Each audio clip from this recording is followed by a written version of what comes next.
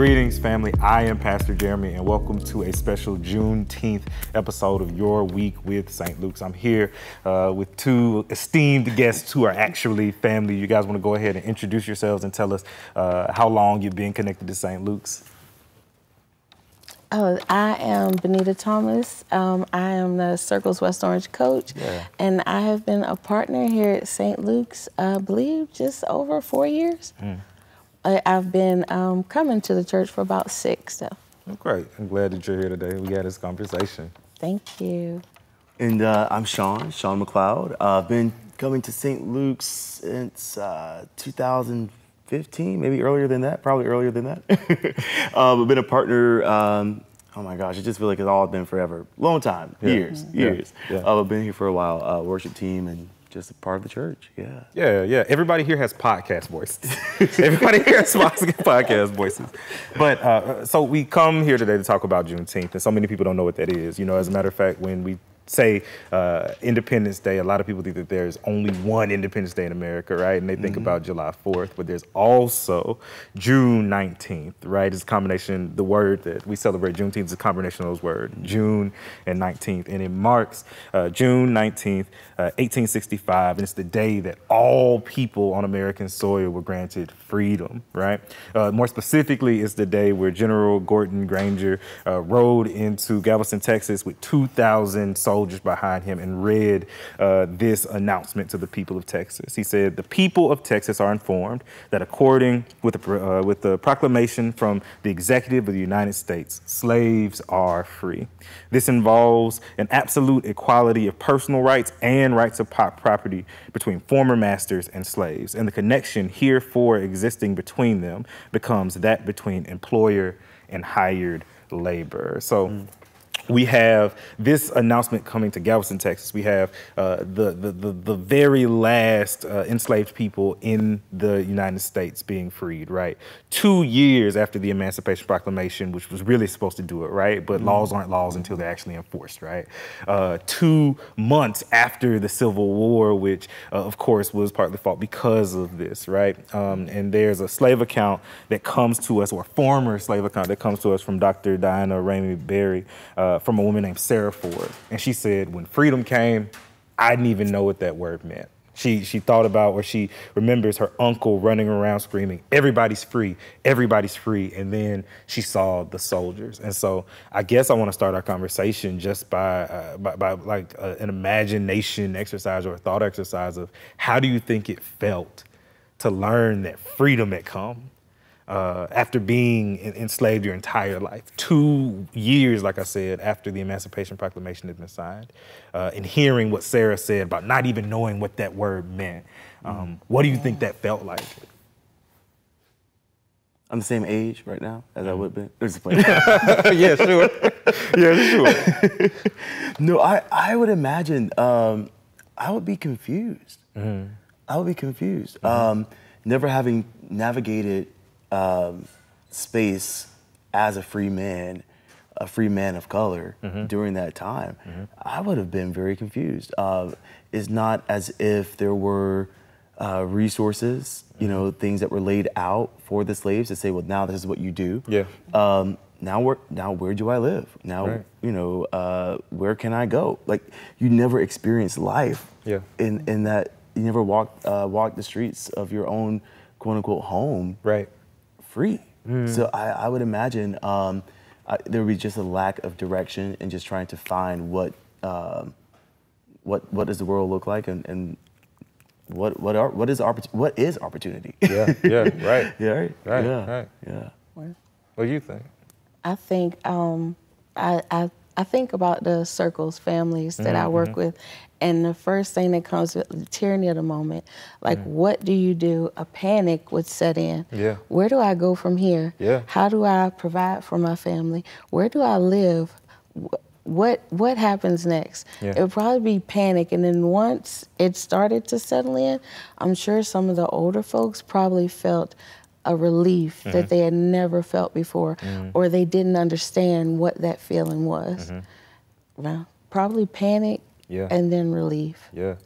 Dr. Ramey spoke of another account where a woman talked about how because there are a lot of options, right? There are so many families that have been torn apart because of the slave trade, right? So you have the option of, do I stay where I am and start to try and build a life in a world where I've never been free, or do I go and try to find my family? There are other, but there's one account of a young woman who said that their former master said, you guys can stay and I will pay you for your labor. But her father left and came back with a buggy and took the family with him. So there were so many possibilities. I guess I wonder also, thinking about all this. Oh, but thinking about other ways people responded. Other accounts say that people danced, people sang, people began to just literally just walk away. Just walk away and not look back at those moments. And so I guess you said something interesting in your first answer, Shonn. You said that you talked about trying to find a new way in your supposed home, and the link between freedom and home is interesting there, I think. The idea that you can't really be in a home, you can't really be at home in a place where you are not free. Right. And as we think about the Black experience in America, right? So I guess thinking about, and I'm glad to have you both here, you folks who have very different callings in the way that you're living those other things out. I wonder what freedom means to you, and how the way that you're living your life in the world, right? Whether it's arts or whether it's circles and being an ambassador for families of different socioeconomic statuses. What's your idea of freedom, and what does it look like in your field of work, of life? I would say for me, freedom is ownership. I think that, when you think about the need to quote unquote free the slaves and the need to fight for that, it was about ownership. So I think ownership goes beyond land and our labor, but ownership of yourself, ownership of, where agency of yourself, Agency is a great word. And being able to fully express that and fully live into that, regardless of what space you go in, and especially for the spaces that you are either working in, professionally, or personal spaces, whatever that looks like, the roads you're driving down. Having that agency and ownership to know that you are safe, you are welcome, and that is also yours. Without question. For sure. For sure. Brilliant. For freedom for me is just to be me and to be accepted no matter what me I present when I go anywhere. Sometimes with the nails and the hair, it's I can tell when I'm not necessarily free to be myself in a situation or a place, but I take that feeling and turn it around to people asking questions or wanting to know about me and who I am, just to be free to scream if I want to, and wear my hair up or put some blue or purple, and just do what I want to do and be accepted no matter where I go. I think your answer creates something interesting for me in my perspective of freedom. Freedom as acceptance, right? It's not enough. So when we look at the idea that, once again, the Emancipation Proclamation was signed 2 years before folks in Texas were finally free, right? That law being passed didn't do anything in particular for their freedom. It was the enforcement of that law, right? It was the enforcement of that for them. And so I think about even the ways that we see sometimes that not happening for Black folk in America, right? And even in times where it does, there's a lack of freedom that comes with being judged for living out your culture, which is what I hear you drawing out. It's the being judged for having dreadlocks, which all three of us have, right? And sometimes assumptions that can come with that, right? There's a lack of freedom in who you can be based on stereotypes that people attach to you, and I find that interesting. I guess I wonder then, for you, Shonn, what does freedom in the arts world look like? If you want to talk about what things you do in the world of art too, that would be cool. It's exactly what you just said. The acceptance of the culture. So without having to apologize for it, without having to put it in a certain bubble or to wash off the extra seasoning so it's not too spicy. Water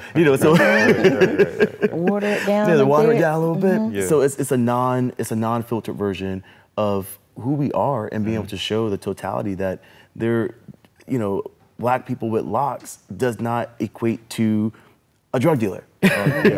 You know, but when we watch television, and you know, in the arts world, you know, live entertainment, art, television, film, when we see someone depicted as a robber or, you know, a thug or what, there are certain things that are tied to that makes it seem as if, oh, that is what this is. If this particular part of Black culture is expressed with locks, you know, with tattoos, you know, if they want to wear, you know, big shirts or whatever, like now, oh, okay, that's, you're a gangster. You know, so being able to, you know, shed light that there's so many, there's so much more to the Black community than what we typically see on television and you know, in media.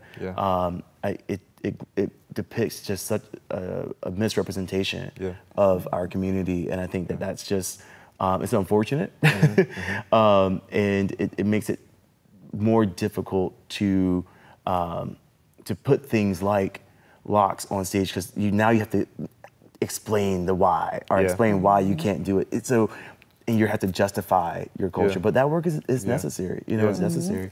But that's what it looks like. You know, and I think the great thing is that, you know, we are now these conversations are being had in a time where those freedoms can be expressed. You know, and those things are being valued, and you know, voices are being heard. And seats are at the table. So you know, and within that. We're able to bring about change. And, you know, and what's also great with ownership acceptance is that with seats at the table by people of our community, we're also able to be those enforcers, you know? So, you know, who better? Who better? I love what you're saying about being able to just tell the story unfettered by assumption based on how the culture is presented. I love that. I love that. What about you, Bonita, and the work that you do? Oh, you know what I had, and listening to Shonn speak, when I first went into the role as Circles coach, it was a little daunting because I didn't have the formal education of the ladies before me. So, but I had the lived experience as someone in poverty to step into that role. So it was, I had someone tell me, you know, looking at you, I didn't know you spoke like that. And I was like, and then I changed to go with where I thought they were going. And I said, well, did you think I was gonna speak like this? And she started laughing. And then conversations came, and I was like, no, you can't always judge someone by what you see, because people are just people. And I get that a lot when I go into different places and spaces. And then when people realize, then it's eye-opening. And being in the role at Circles where I can be a voice, or not even a voice, just an advocate for people that are in the situation that I was once in, it is so empowering and freeing. And I had someone, because I go against the grain all the time, whenever I can, whenever it's appropriate. Somebody might not think it's appropriate. I'm still going to the left, you go right. We're gonna meet somewhere in the middle. And I had someone tell me, don't ever change that. Because if I get complacent, then things go by the wayside. So in my role, it's empowering to be the Circles coach and to know that I have other people that are beside me, and that I'm not leading anybody, they're leading me. And I love it.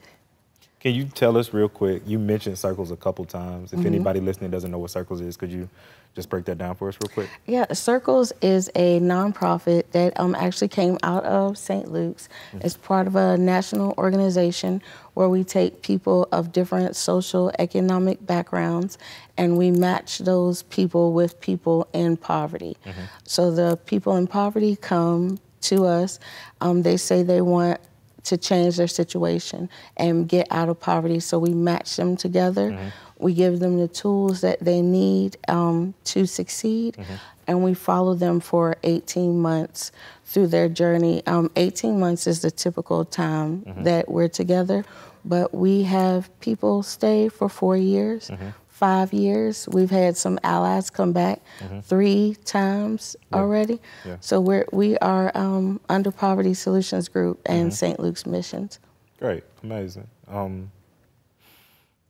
So you mentioned people experiencing poverty, and you mentioned bridging that gap by connecting them with people who are not having that experience, right? And who can support them through those things. But we know that some of the poverty that we see experienced in the world of marginalized folks is a result of intentionally trying to keep people from freedom, right? And so I guess I want to know what's you guys' perspective on us celebrating Juneteenth, right?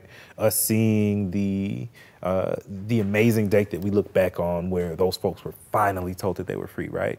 And still being in a position where we're fighting for certain freedoms as Black folk in America today. Do you all have any thoughts on that? Go first this time. I think it's absolutely necessary that we celebrate Juneteenth. Not just in the Black community, but everyone. And people that don't understand or know what it's about, we need to educate and let them know. This year in particular at Circles, we are going to take Juneteenth on full steam ahead.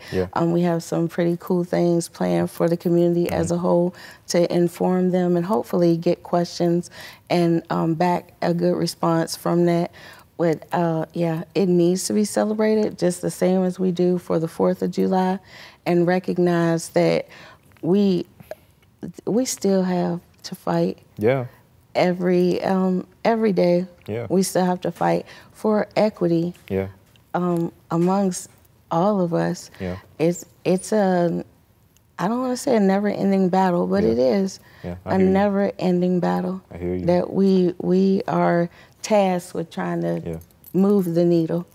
As long as, or at least it's never ending as long as there's injustice in the world towards anybody, for anybody, right? Towards anybody. So I did hear that you guys are doing it big at Circles for Juneteenth this year. Can you give us the time and the date and location? Well, the time, date, and location, or at least where we can go and get some more information about that. We are on the St. Luke's website, stlukes.org/circles. Okay, great. You can also check out povertysolutionsgroup.org for more information about us. And Circles West Orange is our public Facebook page. We meet on Tuesday nights at West Orange Church of Christ, right in Winter Garden. Our chapter is housed in Winter Garden. We are from 6 to 8. We have dinner from 6 to 7 and programming from 7 to 8. Because Juneteenth is on a Sunday, we'll celebrate the following Tuesday. Okay, great. During your normal during our normal meetings. Amazing.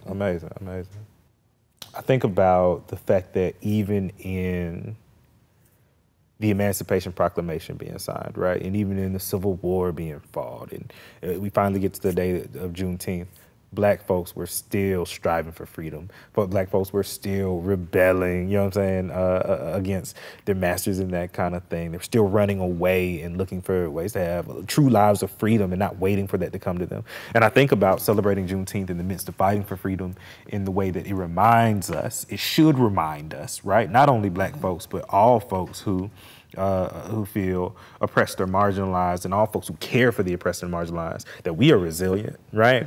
And what can happen when we hold on and when we continue to fight. And I also think about the fact that a lot of your slave rebellions were led by your slave preachers. So you have, like you think about Nat Turner, who was a slave preacher and who led a slave rebellion. And of course, not looking at violence as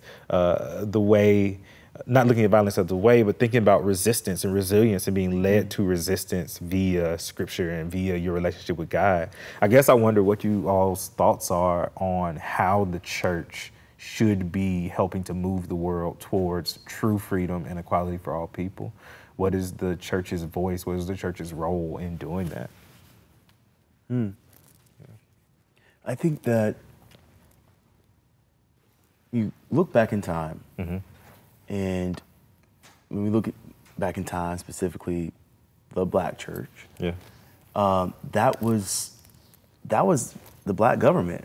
Sure. It was the center of black life. Yeah. It was the center. Yeah, the black that was church, the center. So those were, the elected officials. Yeah, those were sure. the people you turned to. And if you needed something, that's where you went. Sure. And I would love to say that church has expanded. Yeah. And it has, it has infiltrated different spaces, different communities. But it still needs to be that authority on, if anyone in that church hurt, they knew who to go. They knew who to go to, and they would be taken care of. Yeah. If anyone in that church needed, so being that community, being that beacon for the black community to know that you are welcome, you are safe, and you know what? We're also going to fight for your rights. Right. And we're going to fight for your rights in ways that you cannot on your own. Yeah. Because it takes a community, it takes a collective. Yeah. It takes a collective to be able to do it peacefully, because you might be ready to go bash in the window, and then you got, no, brother, no, don't, no. Sure. Yeah. Sure. We said peaceful protest, right? Yeah. But it takes a community, right? Otherwise, you do get, a mix of emotions that can't really be, I don't want to say concealed, but be managed in a way that is truthful to how their spiritual journey. And who they know themselves to be, so you don't get taken out your spirit, So, so I think the church just being that community, that beacon for everybody to come to, no matter what that need is, but especially what that need is when their rights and who they are, that they're not granted the equal freedoms as other people. Sure. Agreed. Yeah, and I think St. Luke's, as a whole, as the church that we're here today, I think St. Luke's does a great job to make sure that we keep pushing forward, that we bring up the issues, that they let us as a congregation know that we are with you, we stand with you, and I think, as Shonn said, we can't move the needle by ourselves. Right. We need those people on the other side of the table to not only stand with us, but to understand with us, and to want to not just sympathize, but emphasize. Thank you. Empathize with us, and know that we, as black people, we don't want to be aggressive. We don't want to be seen as problems or as ghetto. We want the same things for our children that they want for their children's. We want to be able to go into the store and get what we want and come out without somebody following us around the store. If the people on the other side can understand or want to understand what we face, then we can move the needle. And what you're saying to me, just the idea of being able to walk around the world, once again, unfettered, at least by assumptions of who you are based on your race, based on the color of your skin, what your hair looks like. All that combined to me sounds, once again, like freedom.